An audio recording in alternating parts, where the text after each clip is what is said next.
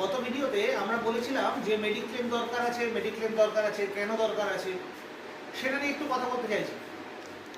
তার কারণ কেউ জানে না আমার বা আমার পরিবারের কারোর শরীর খারাপ কখন হবে, কিভাবে হবে, সেখানে কত খরচা হবে বা কিছু আমরা জানি না।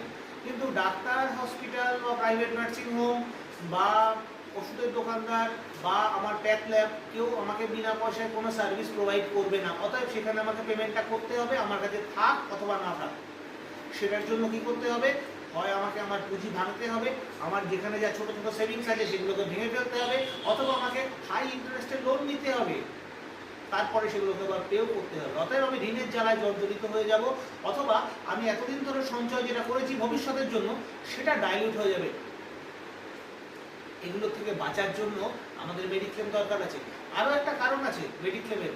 যদি এই সমস্ত নিয়ে একটু জানতে চান, যদি মনে হয় যে না আমি নিজেকে ভালোবাসি এবং আমার ফ্যামিলিকেও খুবই ভালোবাসি, আমি একজন দায়িত্ববান মানুষ, তাহলে যোগাযোগ করুন। আমরা এই ব্যাপারে আপনার সঙ্গে আলোচনা করবো এবং আপনাকে সঠিক গাইড দেবো। It's a promise. কন্ট্যাক্ট করুন আমাদের সঙ্গে। Contact number 9007789353।